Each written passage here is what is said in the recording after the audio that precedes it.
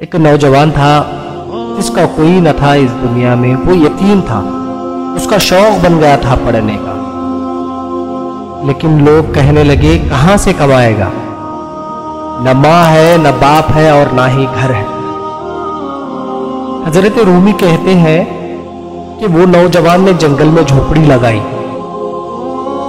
وہاں وہ صبح میں مدرسہ جاتا اور شام میں آ کر جھوپڑی میں رہتا، وہاں اللہ اللہ کرتا اور اپنا سبق یاد کرتا۔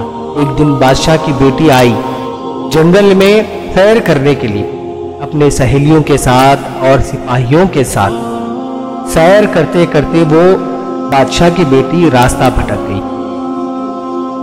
وہ بادشاہ کی شہزادی راستہ ڈھونڈتی ڈھونڈتی شام ہو گئی۔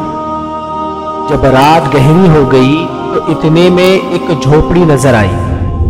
اس جھوپڑی میں وہ یتیم نوجوان لڑکا رہتا تھا۔ وہ لڑکی اس نوجوان یتیم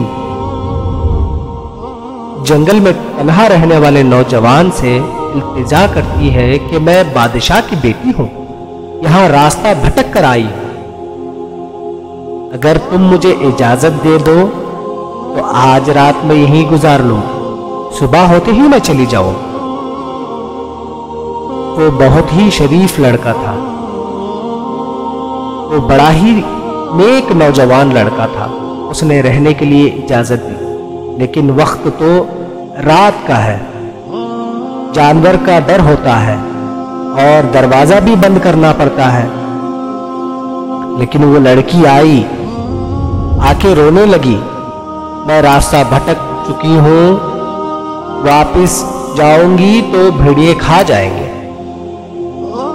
کہتے ہیں اسے جگہ دے دی۔ اکیلی عورت، چراغ جل رہا ہے، رات کا وقت ہے، وہ سبق یاد کر رہا ہے۔ میرے نبی صلی اللہ تعالی علیہ وسلم ہمیشہ فرماتے تھے جہاں اکیلے میں انجان مرد اور عورت رہتے ہو وہاں فوراً شیطان حاضر ہو جاتا ہے۔ اور وہ نوجوان ساری رات سبق یاد کرتا رہا۔ وہ بچی کو کہتا کہ سو جاؤ، مگر وہ کہتی کہ مجھے نیند نہیں آ رہی ہے۔ ایسے موقع پر تو نیند بالکل بھی نہیں آتی، کیونکہ وقت ہی شیطانی وقت ہے۔ مگر وہ نوجوان ساری رات چراغ کے سامنے بیٹھ کے سبق یاد کرتا رہا، اور تھوڑی تھوڑی دیر بعد وہ چراغ میں اپنی انگلی رکھتا، انگلی جلتی تو پیچھے کھینچ لیتا، پھر تھوڑی دیر بعد دوسری انگلی رکھتا، جب وہ انگلی بھی جل جاتی تو پھر پیچھے کھینچ لیتا۔ اس طرح اس نے سارا ہاتھ جلا لیا۔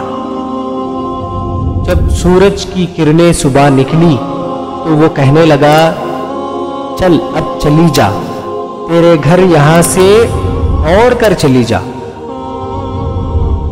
بس بڑا ہی صبر کا امتحان ہو گیا، تو فوراً یہاں سے چلی جا۔ شہزادی بھاگتی بھاگتی نکل گئی۔ سپاہی ڈھونڈ رہے تھے، بادشاہ خود بھی ڈھونڈ رہا تھا، اور وہ شہزادی بھاگتے بھاگتے بادشاہ تک جا پہنچی۔ جب شہزادی مل گئی تو بادشاہ اپنی بیٹی کو تنہائی میں لے جا کر یوں کہنے لگا، میری بچی، میں دنیا والوں سے کہوں گا کہ میری بیٹی کھوئی نہیں تھی، سپاہی اس کے ساتھ میں تھے۔ یہ سن کر شہزادی کہنے لگی، نہیں ابا حسین، میں تو ایک نیک شریف پرہیزگار نوجوان کے ساتھ رات بھر وہ میری حفاظت کرتا رہا۔ باپ کہتا ہے، بیٹی تجھے معلوم نہیں لوگ کیا کہیں گے، چاہے وہ کتنا بھی نیک کیوں نہ ہو، لوگ تماشا بنائیں گے، اور میں ایک بادشاہ ہو کر یہ ہرگز برداشت نہیں کر سکتا، اس لیے میں یہ طے کرتا ہوں کہ اس نوجوان کو ڈرتا ہوں کہ کہیں وہ نوجوان اپنی زبان نہ کھول دے، میں اس کا کام تمام کر دوں گا تاکہ یہ راز ہمیشہ راز ہی رہ جائے۔ اس نے اپنے سپاہیوں سے کہا، بادشاہ کہتا ہے کہ میں اسے ختم کر دوں گا تاکہ یہ ہمیشہ راز راز ہی بن کے رہ جائے۔ سپاہیوں کو حکم دیا کہ جاؤ اس کو گرفتار کر کے لے کے آؤ۔ وہ شہزادی رونے لگی اور اپنے باپ سے کہنے لگی، میری حفاظت کرنے والا وہ نیک نوجوان لڑکے کو آپ مار دیں گے؟ آپ ایسا نہیں کر سکتے ابا حضور۔ وہ رونے لگی، التجا کرنے لگی، لیکن اس کے دل میں ایک ہی خوف تھا کہ کہیں یہ راز نہ کھل جائے۔ باپ کہتا ہے کہ میری بیٹی، میں بادشاہ ہوں، میری مرضی ہے کہ میں کسے ماروں اور کسے نہیں ماروں۔ ویسے بھی بیٹی یہ ساری باتیں تیرے سمجھ کی نہیں ہے۔ بادشاہ نے کہا اپنی شہزادی سے کہ یہ میرا آخری فیصلہ ہے کہ میں اسے قتل کر دوں گا۔ وہ شہزادی کہنے لگی، تو پھر ٹھیک ہے، آپ جیسا چاہے ویسا کریں، لیکن میں اسے آخری سوال کرنا چاہتی ہوں۔ بادشاہ نے وہ نوجوان کو اپنے زندان سے اپنے دربار میں حاضر کروایا۔ جب وہ نوجوان آیا تو سامنے کھڑا ہو گیا اور وہ شہزادی پردے کے پیچھے کھڑی ہوئی تھی۔ بادشاہ اپنے تخت پر بیٹھ کر دیکھ رہا تھا کہ میری بیٹی کیا سوال کرنے والی ہے۔ بیٹی کہنے لگی، ساری رات بیدار تو بھی رہا، سوئی میں بھی نہیں۔ وہ جو تو چراغ کے قریب جاتا تو اپنا ہاتھ جلاتا، وہ میرے سمجھ نہیں آئی۔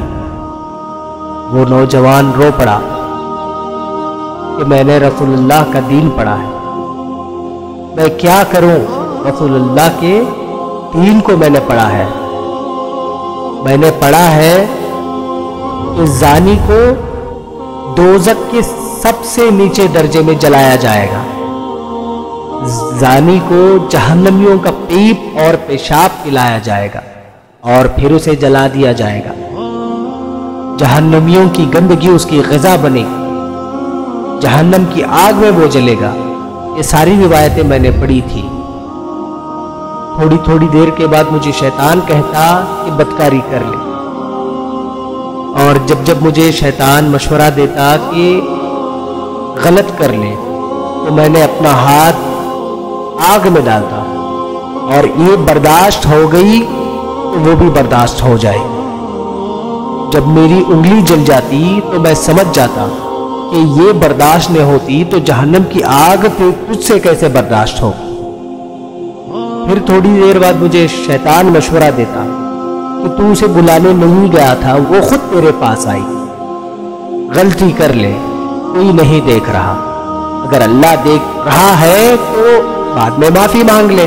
تو پھر میں وہی کرتا، دوسری انگلی بھی چلاتا، اور پھر میں یہی دیکھتا اگر یہ برداشت ہوتی ہے تو دوزخ کی آگ بھی برداشت ہو جائے گی، جبکہ ایک چراغ کی آگ مجھ سے برداشت نہیں ہوتی تو جہنم کی آگ کیسے میں برداشت کروں گا۔ اس طرح میں کرتے کرتے اپنا سارا ہاتھ جلا لیا۔ اس طرح میں تسلی دیتے دیتے اپنے آپ کو کہ میں اپنا سارا ہاتھ جلا لیا۔ بادشاہ جب اس کی یہ کہانی سنی رات والی تو بادشاہ چیخ مار کے رونے لگا، کہنے لگا، اے طالب علم، تو میرے نبی کا سچا غلام ہے، اور میرے رسول کے جو سچے غلام ہیں انہیں پھانسیاں نہیں دی جاتی، انہیں تخت پہ بٹھایا جاتا ہے۔ اب تجھے سزا نہیں ہوگی بلکہ میری بیٹی کا نکاح تیرے ساتھ کروں گا، اور میرے بعد اس سلطنت کا بادشاہ تو تو ہی بنے گا۔ اب وہ نوجوان کہنے لگا، وہی رہنے لگا بادشاہ کی دربار میں، لوگوں سے کہنے لگا، لوگوں کہ تم مجھے پوچھتے تھے کہ دین سے کیا ملے گا، دین سے تو اللہ تعالیٰ تخت و تاج بھی عطا فرما دیتا ہے۔ اگر نوجوان شرم و حیا والے بن کے رہے اللہ تعالیٰ ساری عزتیں دے دے گا۔ اگر وہ نوجوان چاہتا، ناجائز تو ضرور تھی، لیکن اگر وہ چاہتا تو ضرور غلطی کر سکتا تھا، لیکن اس نے نیک راستہ اپنایا، اس ایک رات اس نے صبر کر لیا، بدلے میں اس نوجوان کو کیا ملا؟ کل تک جو حرام تھی وہی لڑکی اس کے لیے حلال ہو گئی اور اس کی بیوی ہو گئی۔ اس نے ایک رات صبر کر لیا، اس کی بیوی ہو گئی، اور تخت و تاج اللہ تعالیٰ نے اس نوجوان کو نصیب کیا۔ اسی لیے اللہ تعالیٰ فرماتا ہے تم وہ کرو جو میں پسند کرتا ہوں، تم وہ پسند کرتے ہو جو تمہیں پسند ہے، لیکن ہوتا وہی ہے جو میں پسند کرتا ہوں۔ تم وہ پسند کرو جیسا میں پسند کرتا ہوں، پھر ہوتا وہی ہے جیسا تم پسند کرتے ہو۔